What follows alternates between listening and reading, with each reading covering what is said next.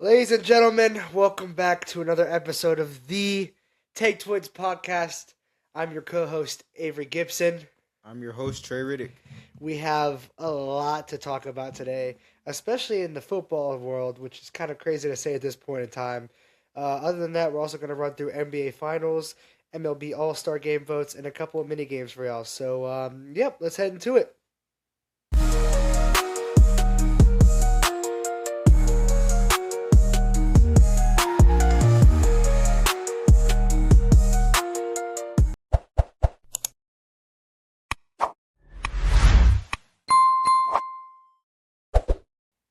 Well, everybody, Myles Garrett is a Los Angeles Ram.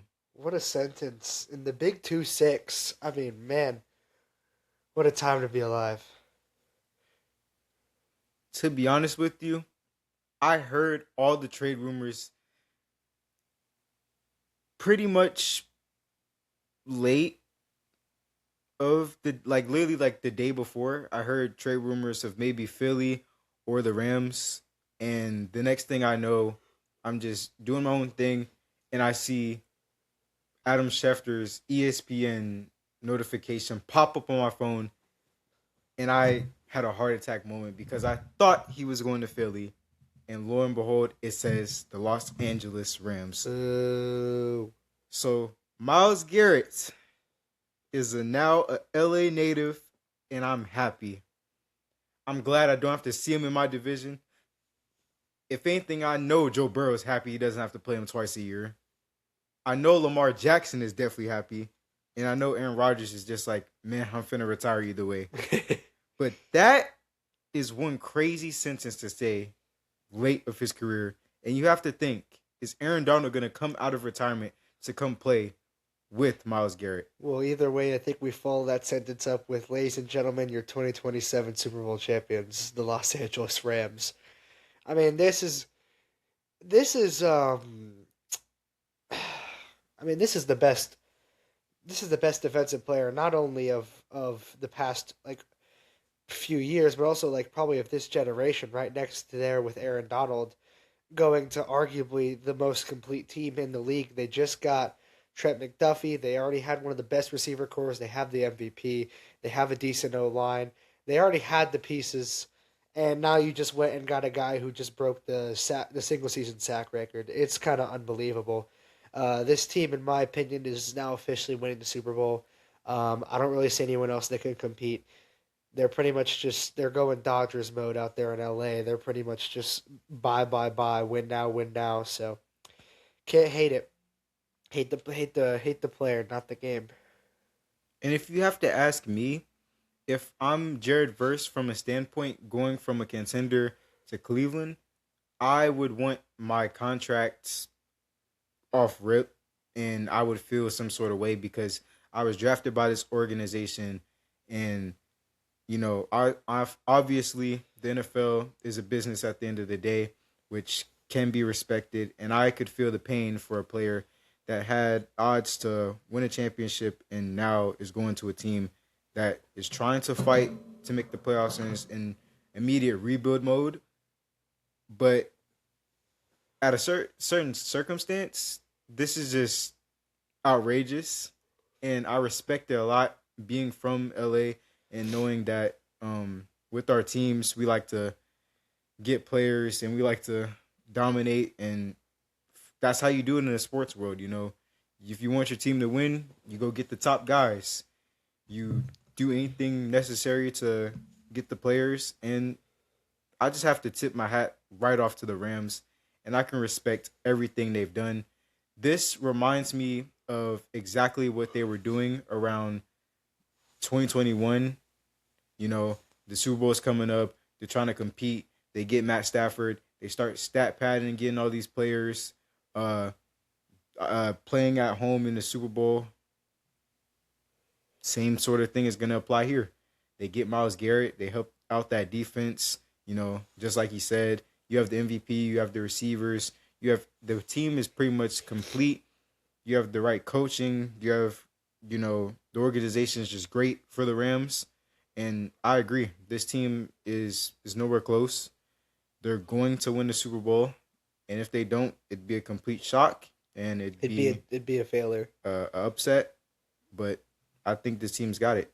The man just broke the sack record, which was just crazy to even think of him being traded that fast. I guess. If the Rams don't win a Super Bowl, it's a failure of a trade, and here's why. Well, first of all, let me tell you this. I hate this trade for Jared Verse, not because of the Brown situation. I hate this for him because because he hates Ohio. For those who don't know, this man grew up in Ohio, was living there, went to high school there. He hated it. He did not want to be there. I don't blame him. There's nothing to do in Ohio besides, well, pretty much football.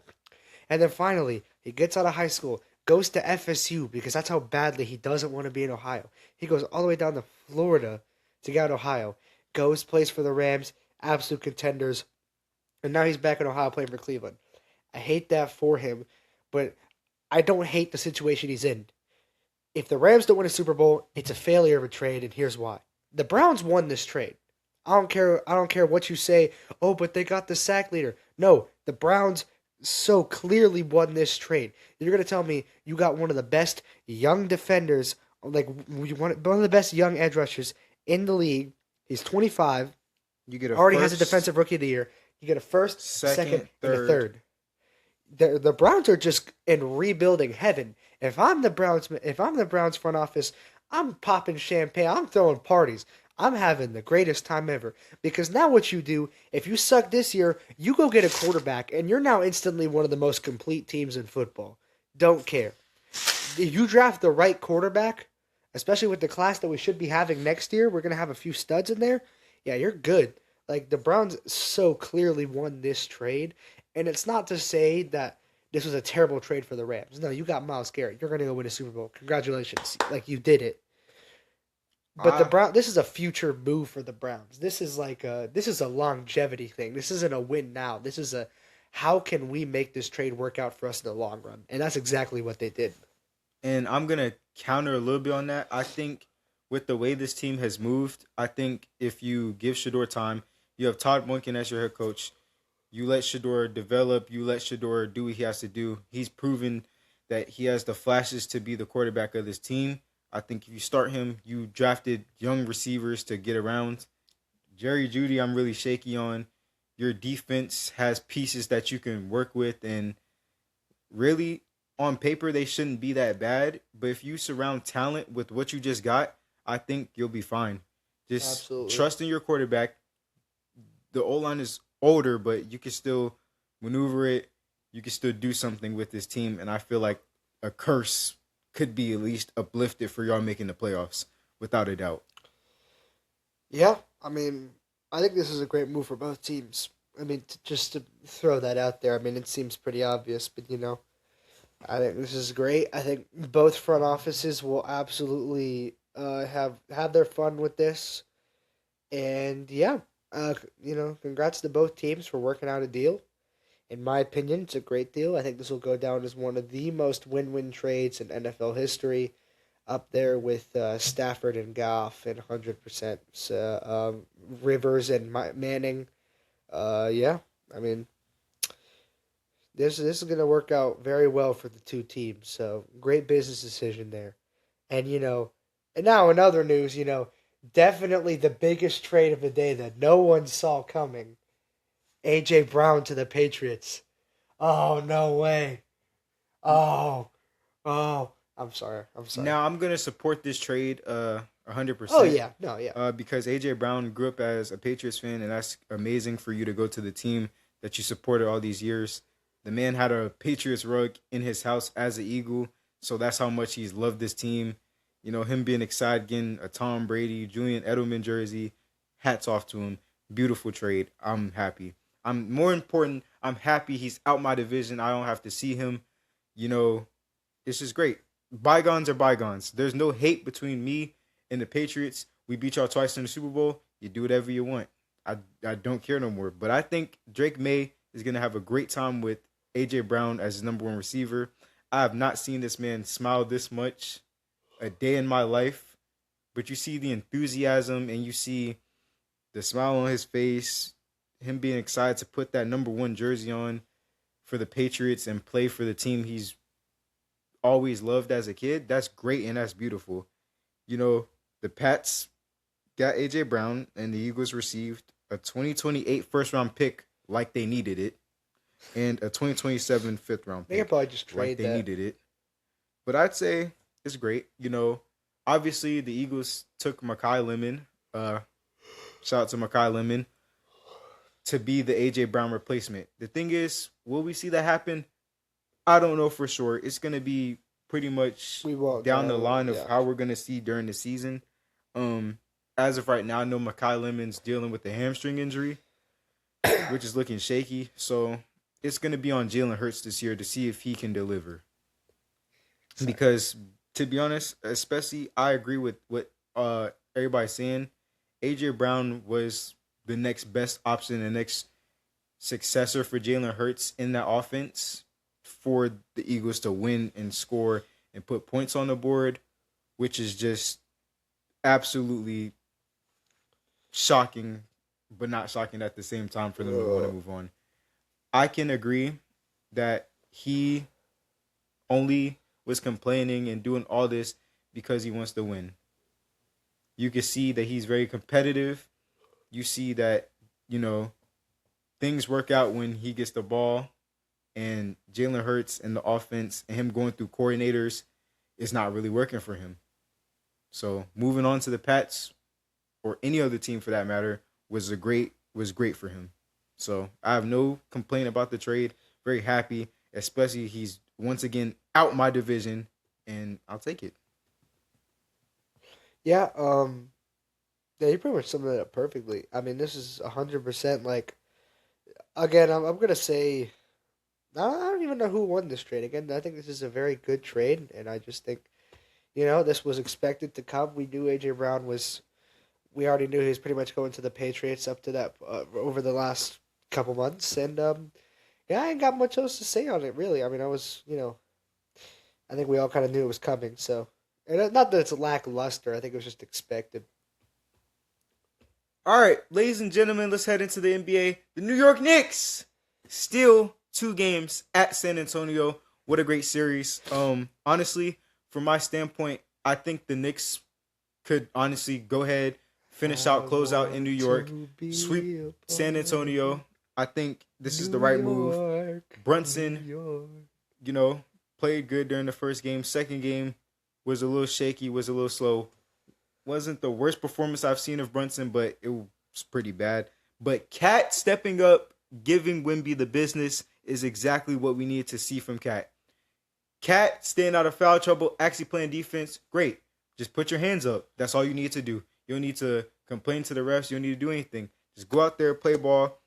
You know, Cat honestly has potential if the Knicks win this championship to be Finals MVP I'm giving this man the MVP. or Brunson. But I would love to see Brunson get Finals MVP due to the fact that this man was doubted his whole entire career from a kid to this standpoint now. I disagree with Becky Hammond's take. I think he is the man to do it, to bring them a title as short as he is. As you can see that he puts in work for his game. And I love Jalen Brunson. I respect him for it. Hats off to Jalen Brunson. Let's finish up in New York, and we'll see if the series ends on Wednesday. For me personally, I'm giving Karl Anthony Towns the Finals MVP. If he keeps up this game he's going with that right now, not only is he going toe to toe with Wemby on the defense, but he's also averaging 19.5 points per game, 12.5 boards while shooting 43% from the field in the first 2 games. So I mean, the man's just been dominant on both sides of the court. He's doing his thing, and looking at Brunson, I mean, not to say Brunson could also win MVP as well at 25 points per game for 4 boards and 4 assists per game. They're really doing their thing. I think I'm just gonna. I honestly, I think there's really no wrong answer here. And again, it's only 2 games in, but looking at these numbers, I mean, the Knicks have just been, excuse me, sorry, utterly dominant, just to say the least. I mean, it's unreal what we're witnessing. I think I can speak for most of us when a lot of us were expecting a split in San Antonio, and the fact that the Knicks have not only taken one but two on the road and are now bringing this series back to New York in front of the craziest crowd in NBA history. Um, I think it's in the cards for a Knicks sweep. I think it's a big possibility. I think if you would have said that before the series started, people would have called you insane. But I think now looking at it, just the way they're playing, I mean, this is 100% in the cards. It's kind of unreal, man. And then looking at Wemby, I mean, he's pretty much doing all he can. I mean, I'm under the impression, I know that he's sold with that big turnover there in game two yesterday, but still averaging 27 points, 10 boards, and 3.5 blocks through for the first two games. He's still doing his thing, man. He's unbelievable. I mean, really, it's kind of crazy what he's doing. And they've still lost two games, so. I'm going to agree with Big Perk on his take. I think, especially Wimby himself said it himself. He has not been the Wimby we've been seeing. He's been playing very timid. He's been playing very quiet and shy. You look at his field goal percentages. You know, he's.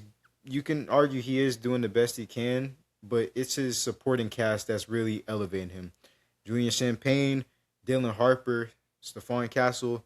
That supporting cast is definitely helping him prop up. And for the Knicks, my strategy is you gotta take advantage when Wimby is off the floor because this man takes over, or you lure him away from the basket and you take over that way. But nonetheless, I think Brunson is a little ticked off, and he still has that chip on his shoulder from his whole entire life. And I'm just excited to see what he does. I love the fact that the Larry O'Brien trophy is everywhere, and he says, I have not looked at that trophy, and I'm not going to look at that trophy until we win. And I respect it. Brunson is the type of player that I like or Brunson is the type of athlete that I like in all the sports. A man that's overlooked, a man that's focused and always works on his game, puts his head down no matter what anyone says.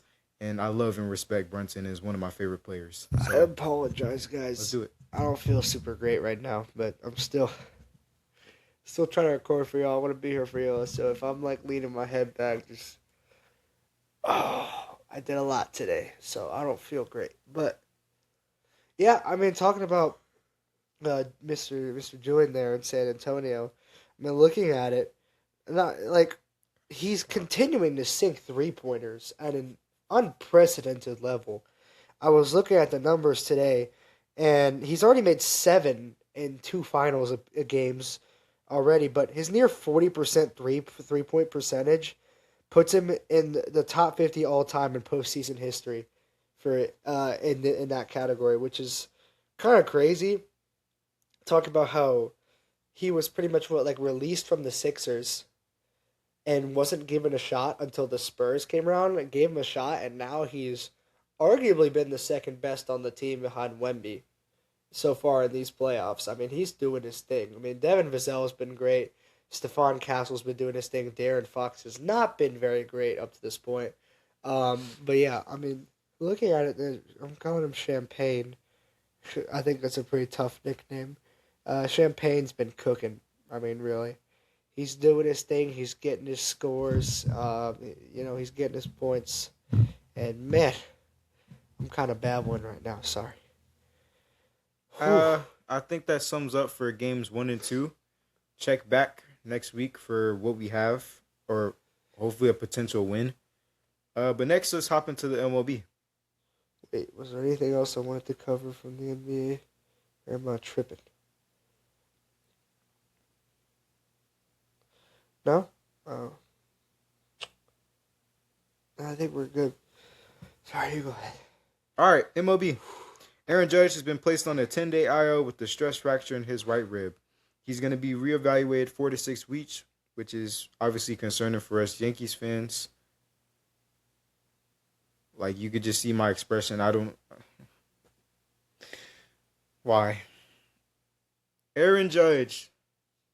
Please, bro. Can you please, lock in? All these injuries that are plaguing my teams right now are, giving me a headache, and I'm just going through it.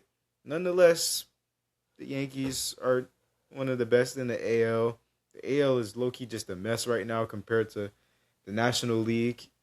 And, I really have nothing else to say about this.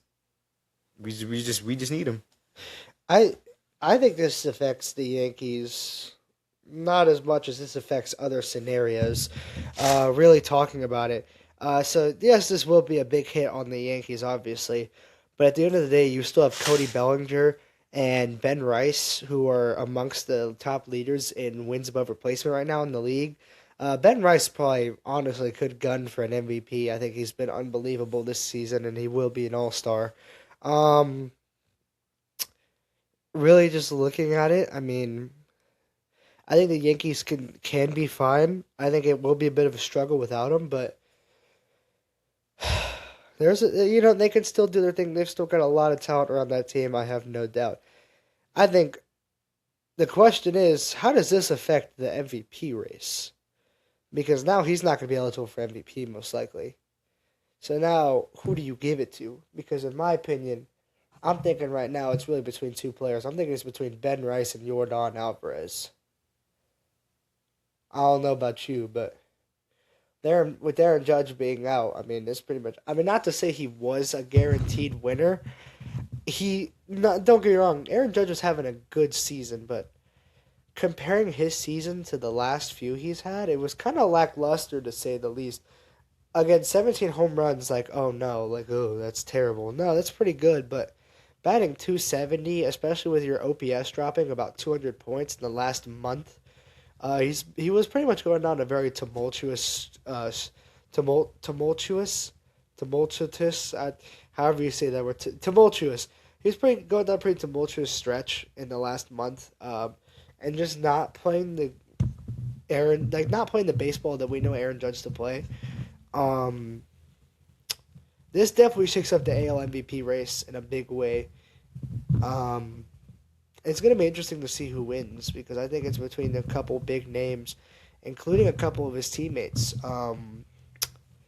It is kind of frustrating to see.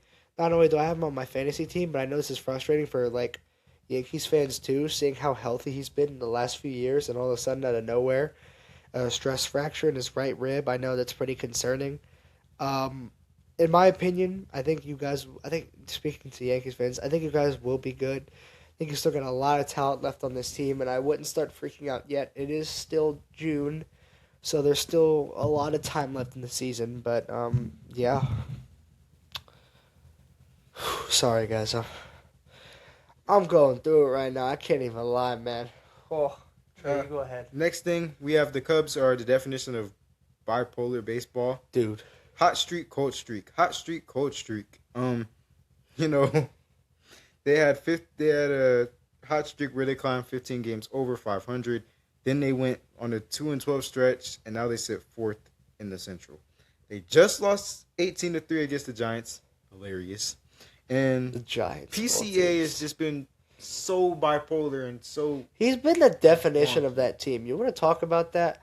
Let's talk about the fact that this man, getting lost in the bright lights, just absolutely losing track of where the ball is in the outfield, letting it drop to the ground behind him, and then he hits what, 2 home runs, one game tying, and then one like a walk off to win the game. He hit 2 home runs today. When you look at his numbers, he's batting like 230 or 240 or whatever. And it's like, I don't know. Guys, I'm trying to like keep my head up. I'm not even gonna lie, man. I'm getting off topic, but dude, I'm going through it right now.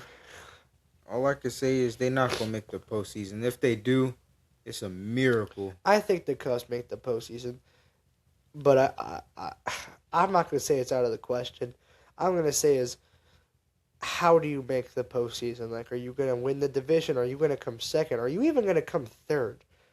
Like, this division is honestly wild. I think there can be 3 teams from this division that quite possibly make the postseason, which is a crazy sentence, by the way.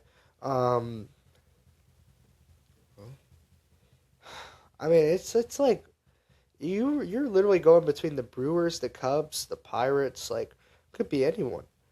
This division is kind of crazy. I think the Cubs make it. I think they come second. I don't know if they win though. I think the Brewers are too good. We'll get on the Brewers later. Next is CBA.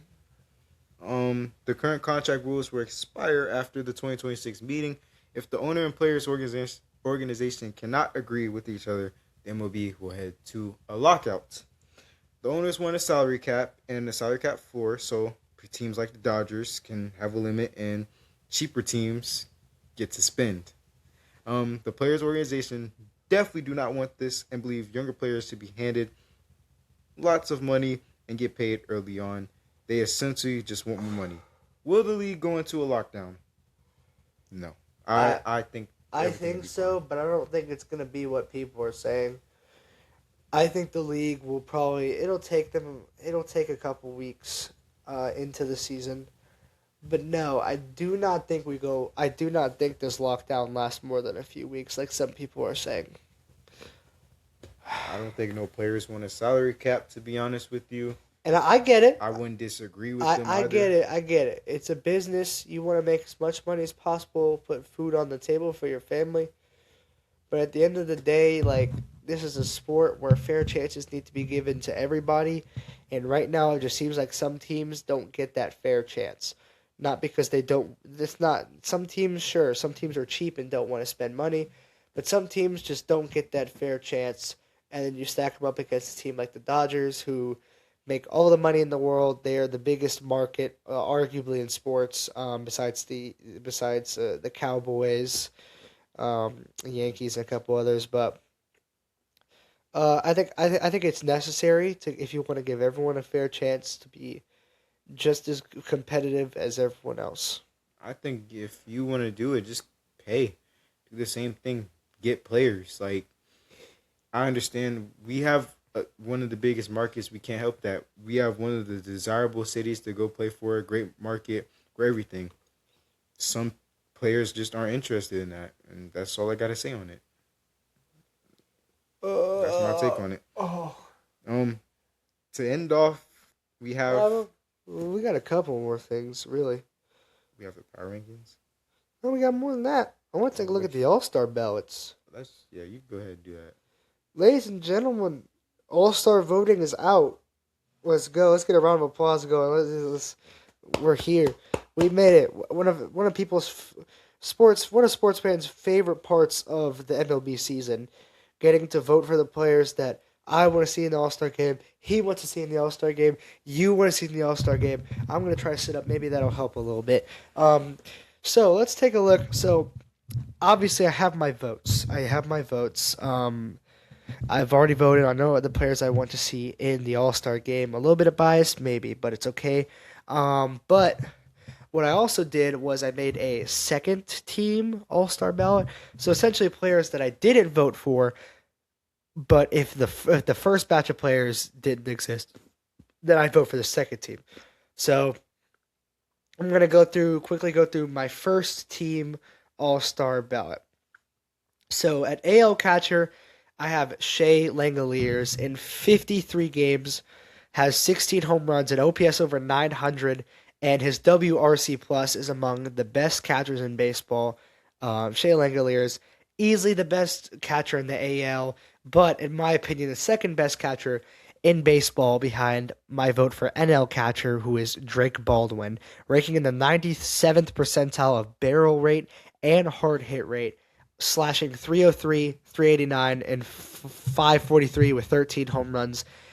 Easily the best catcher in baseball this season. I think just about everyone can agree. Just having an unbelievable season, and he's missed the past 2 weeks. Looking at AL first base, I've got Ben Rice. In the midst of a breakout year, top 5 in home runs, slugging percentage, OPS, arguably having a better season than Judge up to this point before his injury. First base, I've got Matt Olson for the NL. I'm going back-to-back Braves here, leading all NL first basemen in WAR, home runs, and RBIs, while still playing Gold Glove caliber defense. Matt Olson has been one of the best first basemen in baseball. Argue with a brick wall if you disagree. Here's my underrated pick. So for AL second base, I went Ernie Clement. Quietly been just a really great hitter for the Blue Jays, who have kind of not been great up to this point of the season. They've kind of been fine. So nobody's really talking about him. But, I mean, his OPS at 771 isn't quite what you look for in an all-star. But amongst every other AL second baseman, he's kind of just the way to go. batting 300, only striking out 8 times in 230 plate appearances. I think Ernie Clement has been a really great player. Not great. He's been really good, really consistent for a Blue Jays team that otherwise has just been fine up to this point. Um, NL second baseman, I have Brandon Lau. Just once again, another underrated season. His WRC plus is third best amongst all second basemen. The pop in his bat with 15 home runs. He's helped turn Pittsburgh into a possible playoff contender. AL third base, I've got Junior Caminero. He's pretty self-explanatory. He's batting 270, 14 home runs, 900 plus OPS. Pretty much been the centerpiece for a first place Rays team. NL third base, I've got Max Muncy. Still age 35. He's still got pop in his bat, 14 home runs. OPS around 850. He ranks in about the 97th percentile of barrel rate. He knows how to crush the ball. AL shortstop, Bobby Witt Jr. Self-explanatory. He's been pretty much the only good consistent player in the Royals this season. NL shortstop, CJ Abrams. Very talented. Amongst one of the best hitters on that very high-powered offense out there in Washington, D.C., recording 48 RBIs, 9 home runs, and a 290 average. AL outfield, because Aaron Judge is injured, I've got Cody Bellinger, Mike Trout, and now because of Aaron Judge's injury, I've slotted in Byron Buxton. I think if you're looking for outfield especially, not only do you want guys that are good, obviously, but you also want the big names, which is why I went with those three. Those are arguably some of the most known players in baseball, especially Cody Bellinger having one of the best, putting up some of the best wins above replacement in the league. And now outfield, I went Corbin Carroll, Andy Pajes, and yes, I went Michael Harris. I'm biased. Fight me. I think Michael Harris has just been really great, better than Ronald Acuna this season, which is crazy to say, batting 300, well on pace to beat his season high in home runs. Michael Harris has been that guy, and I think if you're looking for an all-star, he's the guy. He's got the swag, he's flashy, he's fun to watch. I love him. And then ALDH, Yordan Alvarez. Finally, he's playing healthy once again, batting 316, 21 home runs, and 44 RBIs. And then NLDH, Shohei Ohtani.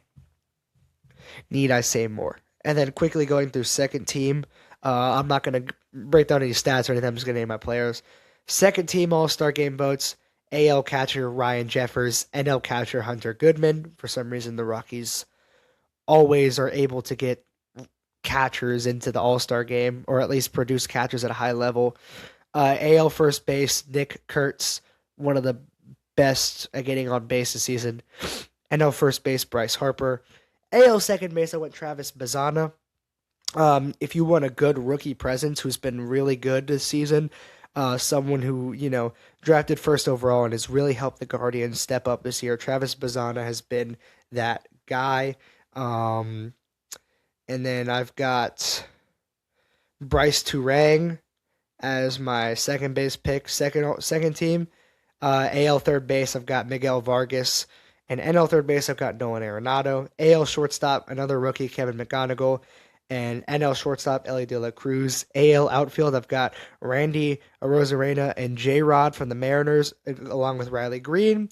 NL outfield, I've got Ronald Acuna Jr. I think he's going to absolutely heat up, which he definitely has been already, and he's going to put up enough numbers to be able to get himself into the All-Star game. Jordan Walker, James Wood, and then for ALDH, Yandy Diaz, and NLDH, I've got Kyle Schwarber. And that is my second team All-Star votes. Let me know if I cooked in the comments below. Alrighty. Did you fill out a ballot? I don't want to go through mine. No, I want to see yours. I want to see yours. I really don't. No, hey, listen, man. It's just the All-Star game votes. There's no judging here. It's a good squad. I just don't feel like going through it. Oh man, this is who you want to see in the All-Star game. I want to see. Go through it. All right, for my catchers, I have Lane Gears and I have Drake Baldwin. Okay. For my first base, Same as me. I have Murakami and Matt Olson. See, that's good. For my second baseman, I have Jazz Chisholm and Ozzy Albies. For my third baseman, I have Josh Jung and Ke'Bryan Hayes. Shortstops, Andres Gimenez and CJ Abrams. My DHs are Alvarez and Shohei. Outfielders, Cody Bellinger, Michael Harris. Other outfielders, Buxton and Mickey Moniak to show love to the Rockies. And my other outfielders are Aaron Judge and Pajes. Pajes is a star now. Pajes is easily, honestly, probably the best player on that Dodgers team. Also, I love the way you said Andres Gimenez. That's funny. Andres Jimenez, but I'm gonna call him Gimenez now. So that's officially your name. You hear? Andres Gimenez. This is for Trey. All right. Let's see. Other than that, I think I want to play a game real quick. Let's play a game because I made this game weeks ago and I've been wanting to play it because while I don't know if you're gonna get these, it's gonna be really fun to see you try to guess how this works. Okay, so here's how the game works. So essentially, these are numbers associated with a player's career slash life. Some of these numbers can be super random or specific to a certain player. So we kind of went over this. So here's your example. So Ronald Acuna. So your five numbers I'll put on the screen are 13, 100 million, 8, 73, and 18. So those are your five numbers. All right. So what do you think 13, a 13 jersey number, perfect. 100 million?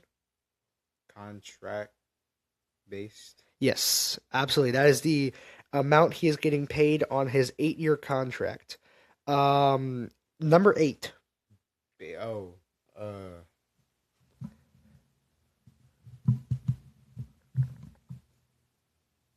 skip that for now. All right, 73. Bases stolen. Yes, that is the amount of stolen bases in his MVP season in 2023. And then the number Years played? Huh? 8 years played? Yes. And then number 18. This one's a little more niche. I did try to add a very niche one in every single one. Just because, it's like a fun fact. So even if you don't get it, we'll tell the audience. So number 18. I'll give you a hint. It has to do with a date. Date he got called up? Not quite. It's his birth date. So December 18th. Okay. All right. So let's start. So the first player choice, we got Freddie Freeman. So your numbers are 5, 4, 554, 3, and 2007. So number 5. Jersey number. Yes. Number 4. This one's a little niche. I'll give you a hint. It doesn't have to do with the sport of baseball. It has to do with his family. His kids. Yes, 4 kids. 554. Hits. No. Close. You're on the right track. What kind of hit? Home runs. Nope, not quite. Maybe how many times he's been on base? No. I think extra base hits, but not home runs. Doubles. Yes, 554 career doubles, putting him, I think, first amongst all active players in the league. All right, number 3. Oh, the number.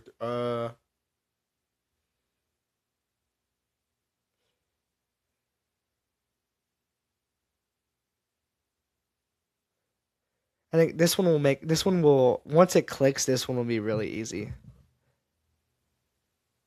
His rings? That's correct. His rings. All 3 of his World Series rings. So 2021 with the Atlanta Braves, and then going back to back in 2024 and 2025 with the Dodgers, and then 2007. Draft year? Yes, that is the year he was drafted. All right, let's move on to Aaron Judge. You're not going to get this last number. It's going to be a really fun fact for you. So we have the numbers 16, 62, 282, 7, and 17. So 16. Think Yankees all time. 16. Who came before him?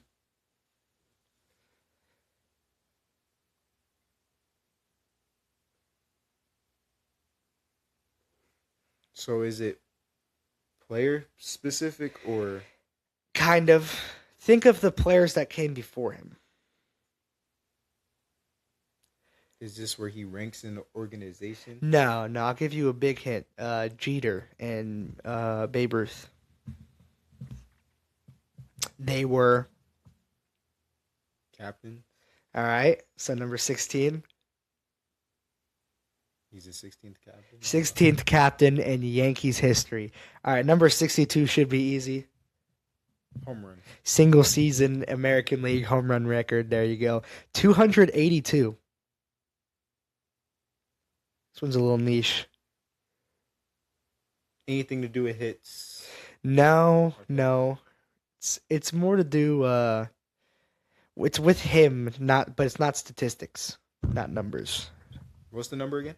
282. Games. No, it can't be games played. At bat? No, it can't be at bat. Nope, it's not anything to do with statistics. I'll give you a hint. So at the beginning of every season, they take your height and Your weight. That's how much he weighs. he is listed this season at 282 pounds. 6'7", 282 pounds. All right, number 7. That's the last number? No, there's 2 more after this. You're not going to get 17, but I want to see you try. So number 7. So think about what we just talked about before this. Before this game. His injury history? No, Or no. his...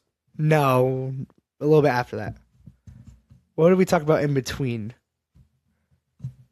We were just talking about votes.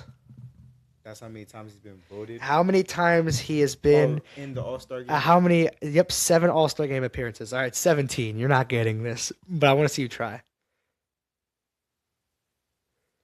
I'm gonna tell you regardless. So I'll give you a few tries. Times in the postseason. No, he hasn't played for that long. I'll give you a hint. This has absolutely nothing to do with baseball. You're gonna be really shocked. I don't think you. Siblings. No. Nah, not that many. That's a lot of siblings. You want me to tell you? Family. No. Family. Nope. It has nothing to do with family either. It's super niche. Like, you're not going to get this in a mile. I could give you hints, and you're still not going to get it. One more hint. High school. It ain't But his not jersey baseball number. related. I'll give you a hint. He was a multi-sport athlete. The jersey number in a specific sport. Nope. The age he started. Nope. In his senior year, he broke the school record with 17 receiving touchdowns. Yeah, I wanted to add that in there. I thought it'd be a really cool fact. So yeah, in his senior year, Aaron Judge played football. I'm pretty sure he was a tight end. Broke his school's record, single season record, with 17 receiving touchdowns, and he decided he was going to play baseball, which I'd say that worked out pretty well. All right, so you got 2 players after this. So Paul Skeens, so you have the numbers 23, 15, 2025, number 1, and 425. 23 number. Yes, Number, yeah. but not his number in the league. College. But which one? Because he played for 2. In college? Yeah, he played for 2 different colleges. LSU and I don't remember where he came from before LSU. Give you a hint. It's one of the branches of the military. Georgia Military School? No. It's one of the branches of the military, but arguably the worst Army, of the 3. That's right. Not Army. No, it's Navy. Nope. Air Force. Air Force. So that was his number at Air Force Academy. Number 15. This one's niche. This one's just another fun one. What, did he play another sport? Nope. This one's just silly. You got it. It's his shoe size. Number size 15. All right, 2025. Major League debut. Nope. Or year. No, that was 2024. He's been in the league for that long. Yeah, I know. 2025, which was last year. A record of some sort. Not quite. Just think of the season as a whole. Did they make the playoffs last year? Nope. What did he win last year? The Cy. There you go. Cy Young season. Number 1.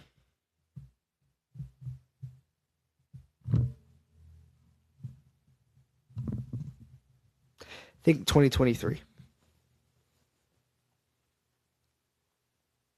Wasn't LSU ranked number 1? No. Or didn't they win the College World Series? No, it has to do with. I don't want to give this away. Prospect. That probably gave it away. Number 1 ranked prospect. No. Number 1 pitching prospect. Nope.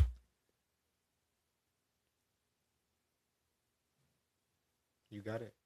Number 1 overall pick, 2023. And then How do I not remember that? 425. Now this one actually is not updated. So I'm gonna go ahead and tell you.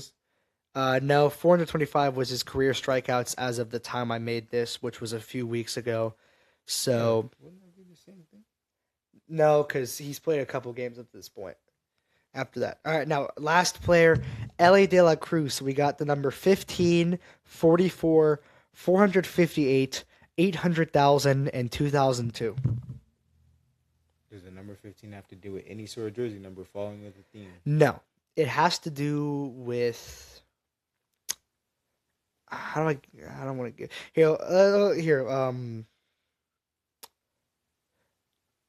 Okay. So when he was called up to the league, it took him a certain amount of time to do something historic. Do you remember what it was? Then he hit for a cycle. It took him 15 games to start his career before he hit a cycle. Number 44. Number. Jersey number. 458. It's something. No, it has nothing to do with stats. I'll tell you that much.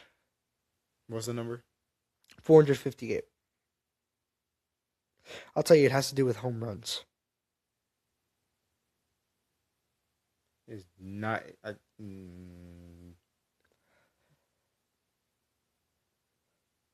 Through a career perspective? Yes. How long has he been in the league for? It's not about games. He's been in the league since 2023. So 458, his first career. You want me to tell you? Mm-hmm. First career home run went 458 feet. His first ever home run in the majors, which is unreal. 800,000. Contract money. Yep, his base salary this season. He has not reached a contract extension yet. And in 2002. Where he began? What do you mean by where he began? Like where he started his career? Nope. The year? Nope. He's very young, mind you. Doesn't have nothing to do with baseball. It's a personal thing. A birth year of some sort? Yep. Born 2002, which is crazy. I mean, think about that. He's 24. It's crazy that we're seeing all these players in the league now who are born after the 90s, which is wild. Other than that, let's head into some power rankings. I think we'll call it a night. All right. So cool. Put up on the screen, lightning effects, whatever I'm gonna edit in there. Who cares? It's gonna look cool. It gets your attention. So So looking at the power rankings, so this is what we have as of right now. So Braves, Dodgers, Rays, Brewers, Yankees. Not bad. And now we're pretty much just gonna go through and tell you now what we have updated this week. Spoiler alert, it hasn't changed much. So really going through it, I think we can both still collectively agree that until they start losing on a consistent basis, the Atlanta Braves are still the number 1 team. I'm not gonna hold you though. Them Dodgers coming real close. I mean, they're really creeping up on the Braves. Speaking of which, number 2, Dodgers. I mean, this is pretty fair to say. But number 3 is where we have our switch up of the video. So same 5 teams, we have our little switch up though. I think I personally agree that we've moved the Brewers up to 3. I think the Brewers have gone 7-3 in their last 10 games. They've just been doing things right. They've been winning games. We moved the Rays down as the Rays have gone, I think, about 2-8, 3-7 in their last 10 games. So they haven't won as consistently. They're only about a game and a half in first place now, ahead of the Yankees. And so for that, they've been moved down to 4.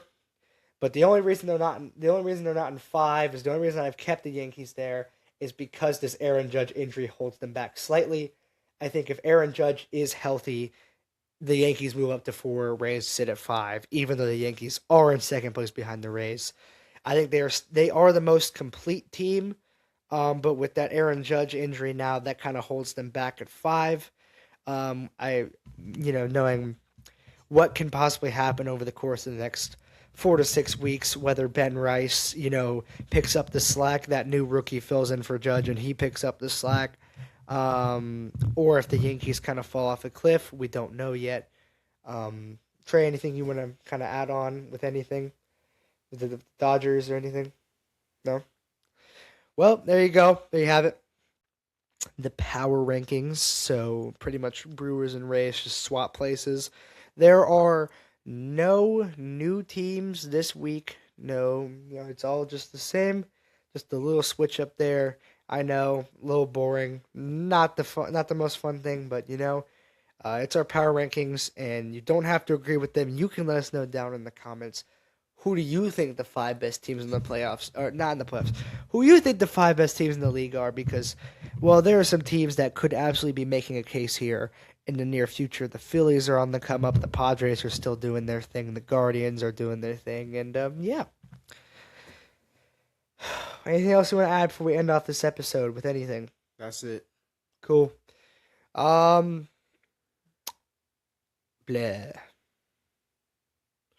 Well, I think we're gonna end off this episode.